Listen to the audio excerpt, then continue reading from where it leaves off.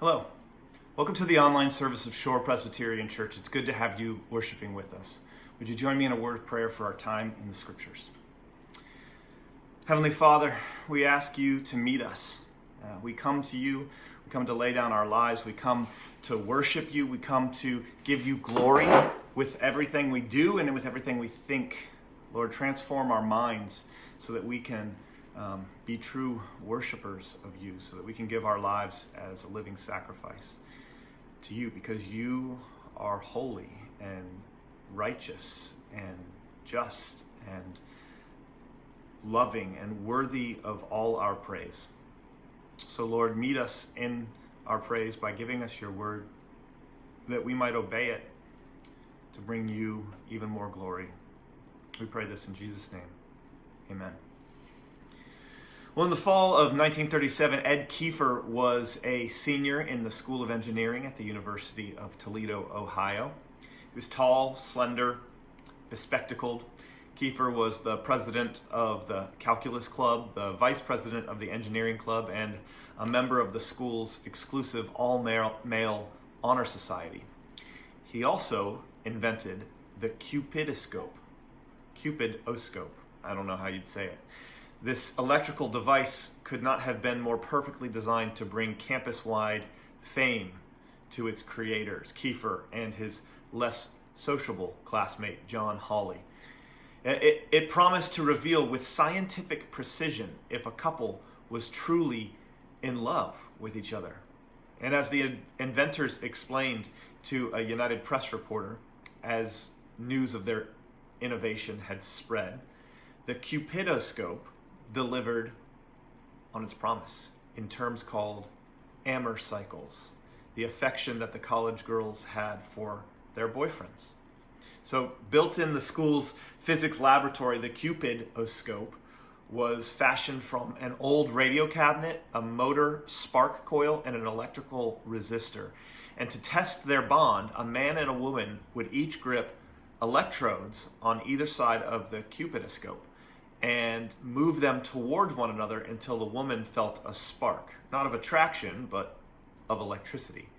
And the higher her tolerance for this mild current, the more of a love signal the meter registered, with a needle decorated with hearts purported to show her devotion on a scale that ranged from no hope to see preacher. And it all sounds like a slightly painful party game, but the Cupidoscope was one experiment in a serious decades-long quest to quantify love. But I think that it was onto something. Love or compassion requires self-sacrifice. And so the person who is willing to suffer the electric shock longer as they move closer to their loved one was sacrificing their comfort to prove their love. Now, of course, this is a silly game and the stakes aren't real, so it's not a very accurate measurement of love. But we see similar things, like when a 150-pound woman miraculously lifts a car off her child who is being crushed, right? There is a pain tolerance, there is a strength tolerance, there is the ability to sacrifice yourself for someone you love, and that principle is real. We can do incredible things, and we can endure incredible discomfort for the sake of love and compassion.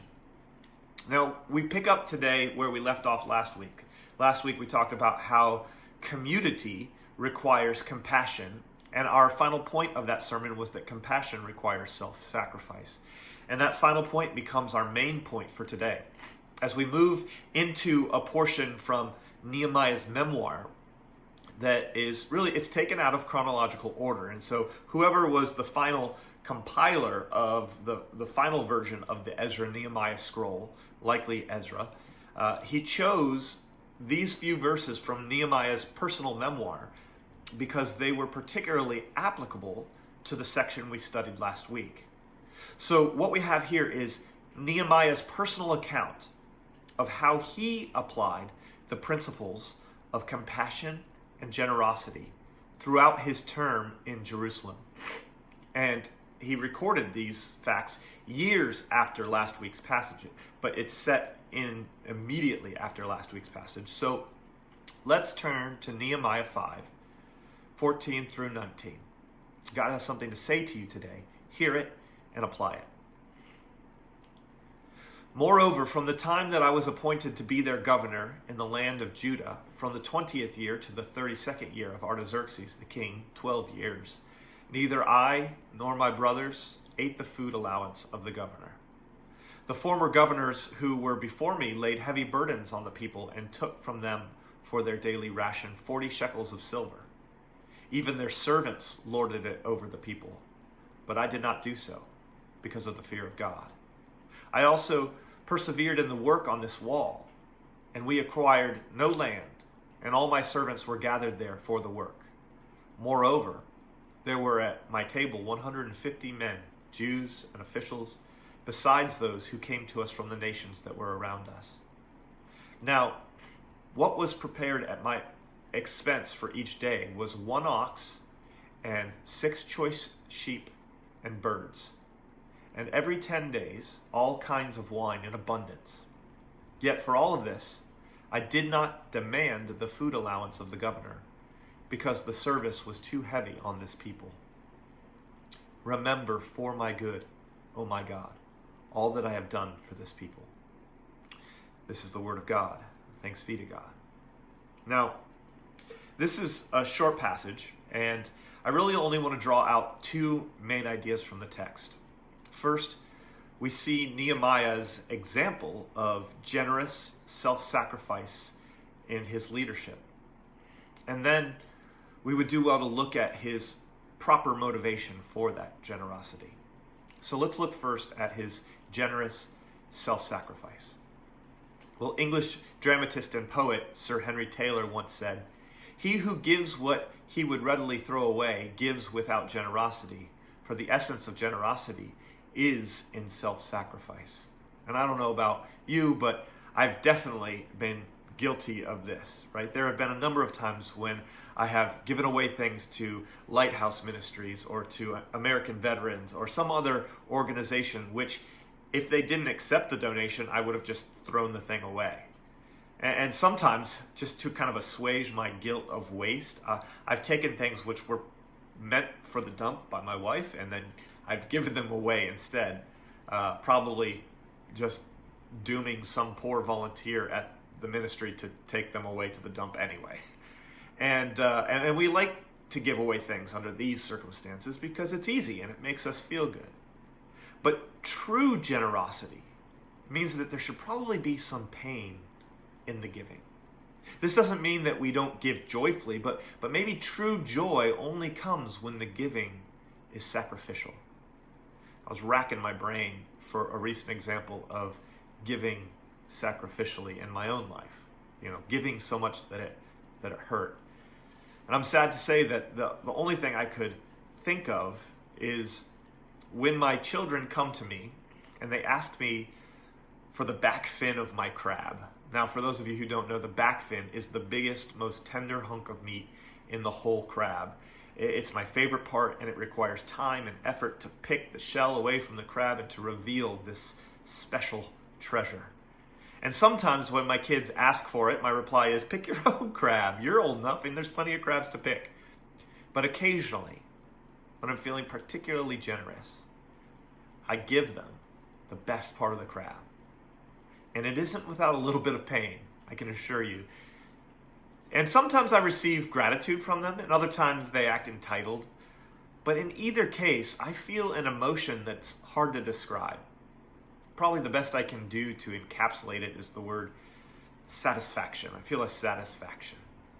Again, that's mixed with a bit of discomfort, because there's definitely a part of me that would rather be eating that butter-soaked hunk of back fin. But there is a satisfaction in giving it away. Giving away something undeserved to someone I love. Something that I wanted, but giving it to them. As I pondered this, I wondered why I didn't have more examples of self-sacrificing generosity. Maybe part of that is because I don't have a ton to give away, or I'm not around many people who have a bunch of financial needs. But then the Lord reminded me that I can be generous with other things, like my time. And there's some instances when I've been generous with my time, when I would have rather been somewhere else. But more often than not, I've been selfish with my time. I'm selfish with my time by squandering my time on trivialities, so that when my time is requested of me, I have to decline because I have actual responsibilities and I've wasted so much of my free time. What if I used that time more efficiently, so that I had more time to give away, so I had more time to be generous with? Well, regardless of which commodity you have to share, whether it be time or money or talent, God calls us to be generous people. And we have a wonderful example of this in Nehemiah's leadership today. We see his generosity actually in 4 ways. First, he did not take the food allowance for the governor. All right, now this is the first time that we actually see this title of governor applied to Nehemiah, and so it's unclear if he always had this title or if he received it from Artaxerxes after showing his faithfulness in the building project. But it seems that, at the very least, he held this title for 12 years. And during that time, he did not take this food allowance. Now, to be clear about how all this works, the governor of a region was responsible for collecting taxes, and the king of Persia had a certain amount that he expected that governor to collect for him. But the governor that could then collect above and beyond to pay for his food expenses and for any other official business, any building projects in his region, all that stuff. And he had to pay for all these other things that he had to do in his position as governor. And so this was the governor's right to take a food allowance. There's nothing immoral about taking this money, in and of itself, that is. But Nehemiah saw that the tax burden from Artaxerxes was already too much for the people of Jerusalem. So he didn't take any taxes from them above what he was required to take. To show that this was his entitlement, and that this is not just him making up something so that he could look generous, he illustrates his generosity by comparing himself to those who governed before him, who took 40 shekels a day. Now, it's hard to say what the equivalent of that would be today, but it was clearly a lot. All right, it was a heavy, hefty tax.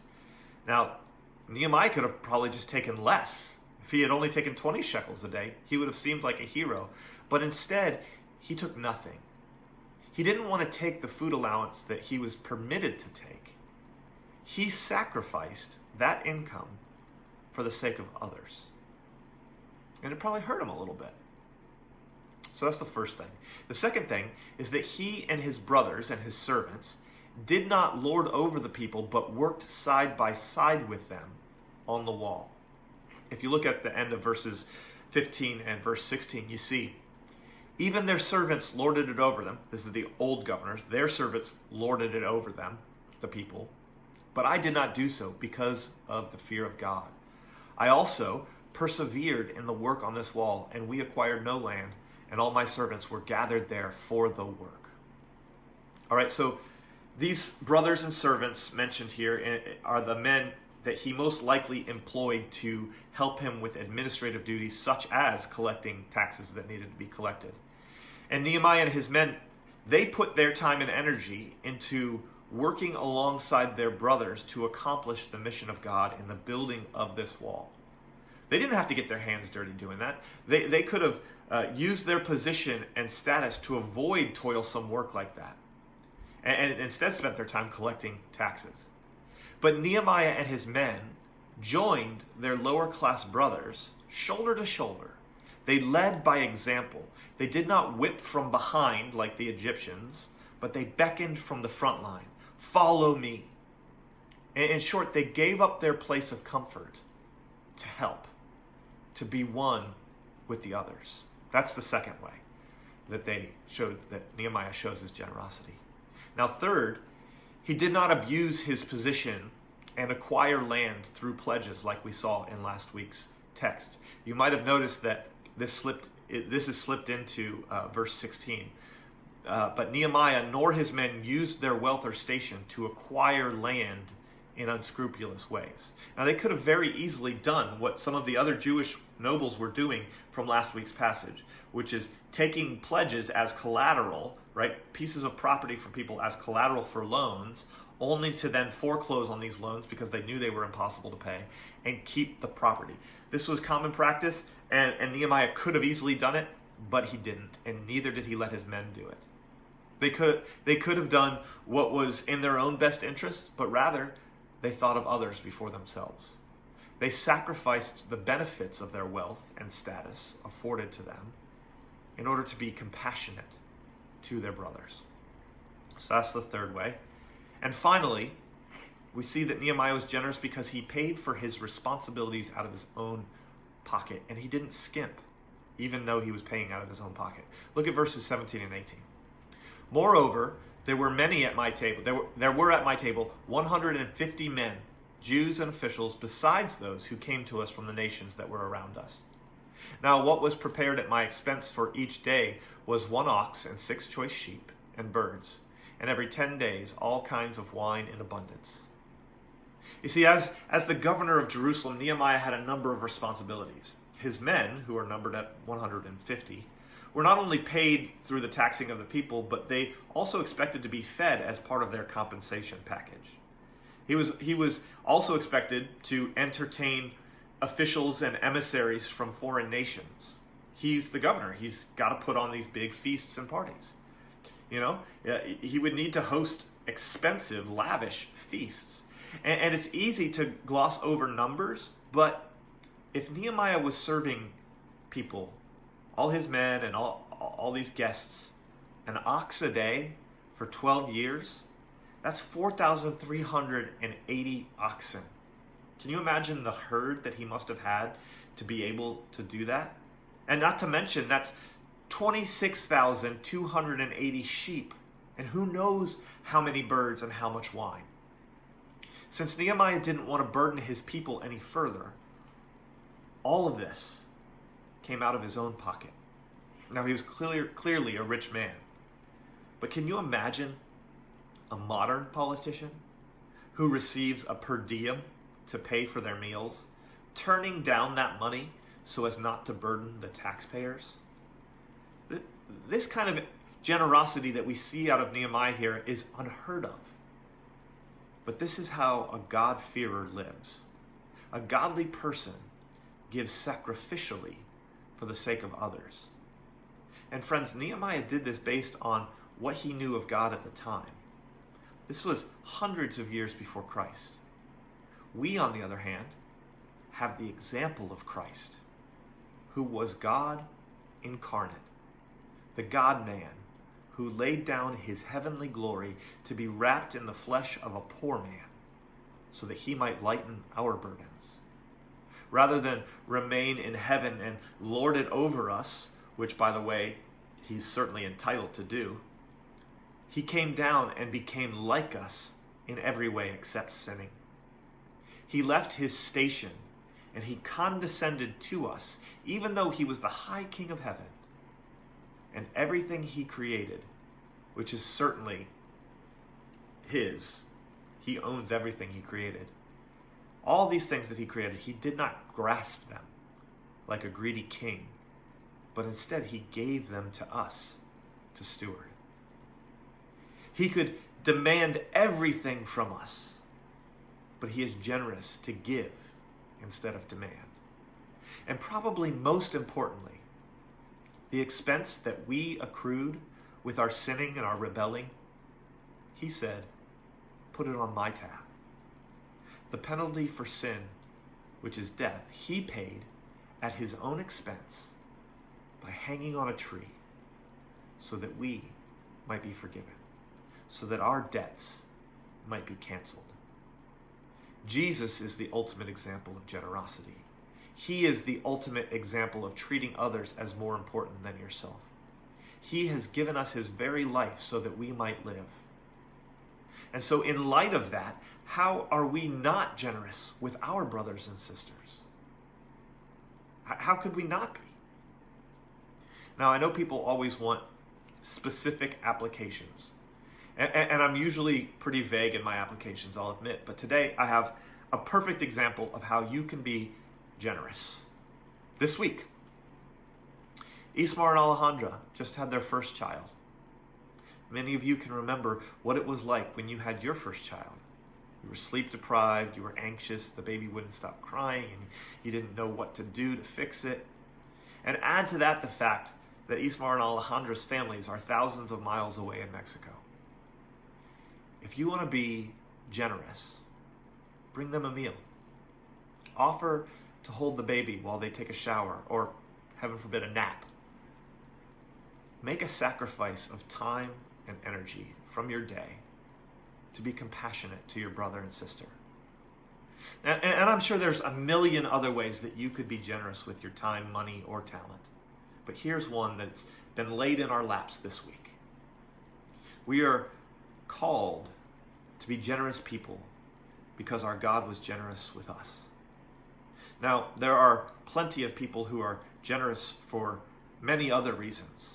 Some give so that they can write off the donation on their taxes. Some give so that they will receive the praise of their peers. Some give just because it makes them feel good. But are these proper motivation? Well, this brings us to our second point, because in our text, I believe we not only see an example of self-sacrificial generosity, but we also see the proper motivation for practicing that generosity. Though some might say, hold on a second, because the final verse of our passage almost looks like Nehemiah might have a selfish motivation for everything he's done. Look at verse 19. Remember for my good, O my God, all that I have done for this people. You know, it might seem at first glance that Nehemiah is only being generous for a spiritual tax write-off, you might say. He's only being good to his neighbor so that God will be good to him. But I think that would miss the context of the rest of the passage. Hiding in our text, we can see that Nehemiah, we can see his true heart and his true motivation. Look at the end of verse 15 and 18. But I did not do so, that is, take the meal allowance, because of the fear of God. At the end of verse 18, yet for all this I did not demand the food allowance of the governor, because the service was too heavy on this people. So his motivations are listed. There's two of them. His real motivations are fear of God and compassion on his people. Now, you don't have to fear God to be compassionate to people.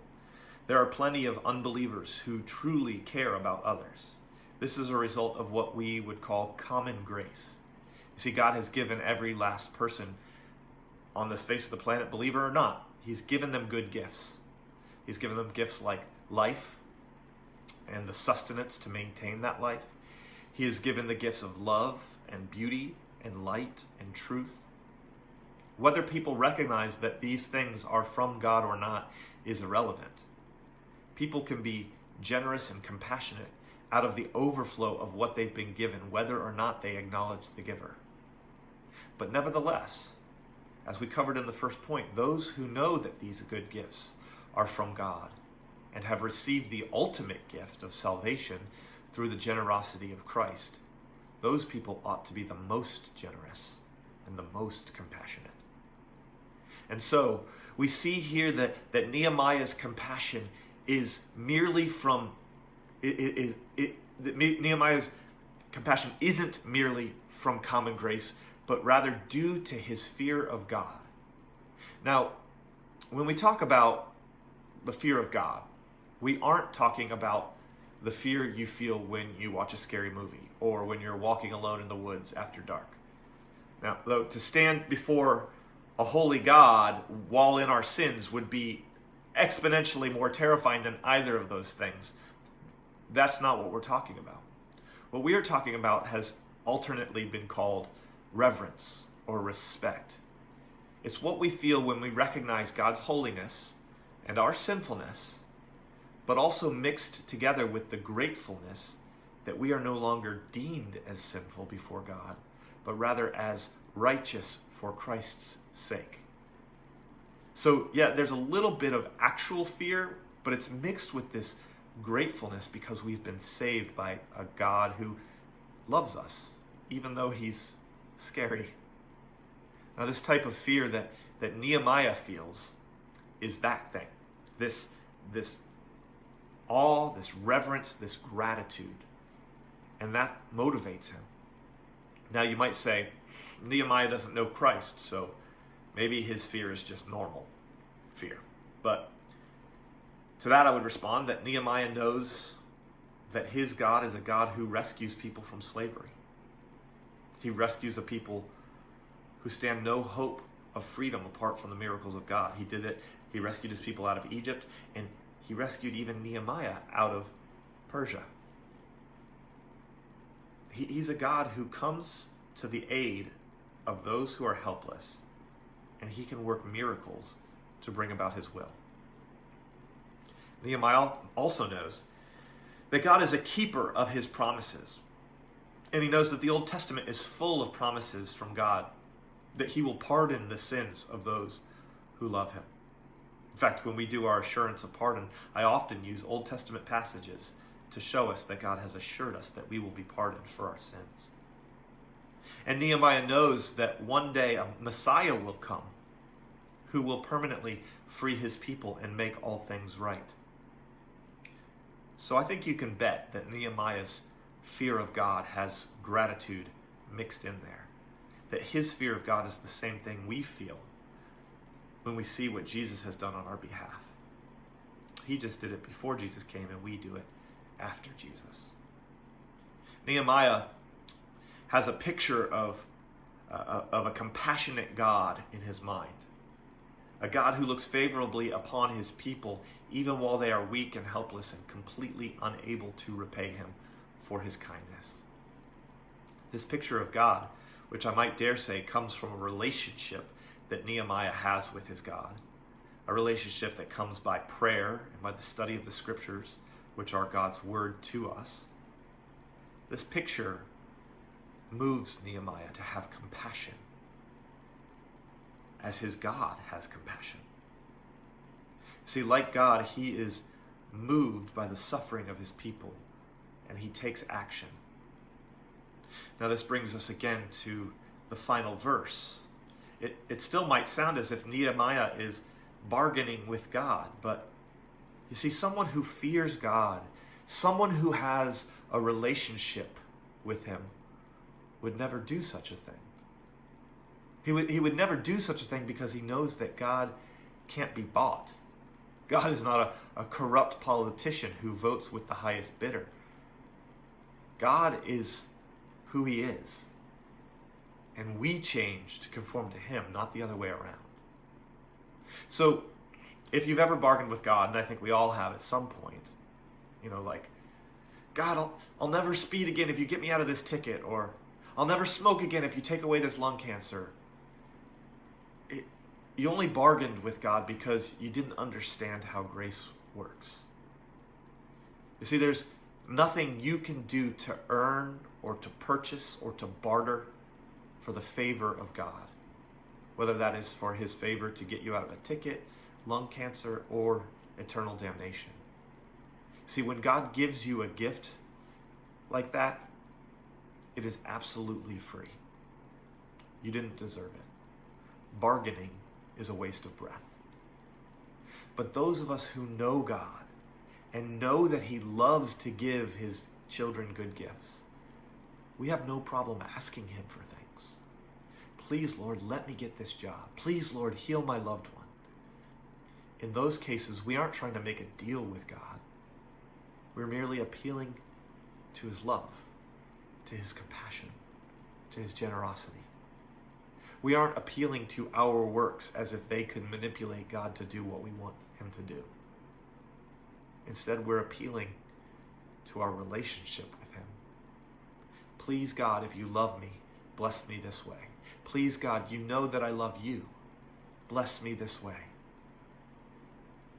I think this is what Nehemiah is doing. He's saying, look, God, I have feared you, and I have borne the fruit of faith and repentance. I have been compassionate upon these people, just as I saw you being compassionate to your people. I clearly love you and obey you, submit to your ways. Would you please, in your gracious kindness, bless me? You might even agree with me that this is what Nehemiah is doing, but you still might say, it sounds selfish. And in a way it is. But is it wrong to want God to bless us? I think not. If it were, we'd have to throw out a whole lot of Psalms which ask God for his blessing. No, in fact, James in the New Testament tells us we don't have because we don't ask. Now, does this mean that God will give us everything we ask? Of course not. But he does love to give good gifts. So what does it hurt to ask? What does it hurt to ask for his blessing? So, what does the proper motivation for generosity look like? I think it looks like caring more about what God thinks of you than what others think of you. I think it looks like caring more about what God thinks of you than you care about getting all that you can. And why do you care about what God thinks about you? Because you love him more than anything else. And why do you love him so much? Because he first loved you. And how do you know he first loved you? Because he gave himself up for you and dying on a cross. Friends, I don't think there's anything wrong with wanting God to bless us as long as we know that any blessing he could give us pales in comparison to the one that he's already given us in Christ. So what is our motivation? It's the gospel. The gospel should move every moment of our everyday. It should be why we get up in the morning and why we face this life with its trials and tribulations. It's why we are generous and compassionate, and it's why we seek to please our God, because he was first generous and compassionate with us. Let me pray for us. Heavenly Father, in our flesh and our sinfulness, we tend towards selfishness. We tend towards greed. We tend to hoard rather than give away. It's only by your Spirit and your example that generosity has been put in our hearts. And so we pray that by your Spirit you would move us to see how generous you were to us and to respond in turn by pouring out our generosity on others. Help us to be compassionate and so generous that we give till it hurts a little bit. You gave till it hurt a lot. Help us to give in such a self-sacrificial way that we may be like you, that we may honor you, that we may thank you for what you have done. We could never repay you. So help us instead, Lord, pay it forward by loving others, being compassionate towards them, and generously giving good gifts of whatever we have to share. We pray this in Jesus' name.